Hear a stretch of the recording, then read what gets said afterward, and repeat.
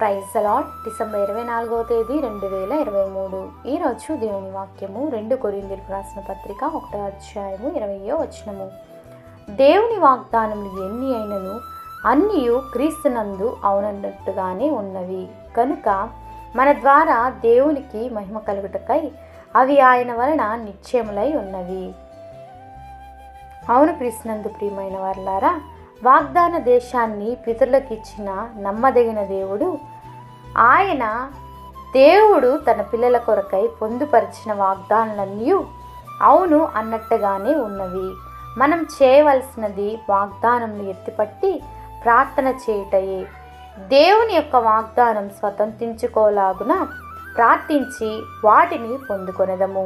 ఈ వాగ్దానం మనందరి జీవితంలో నెరవేరునుగాక. ఆమేన్.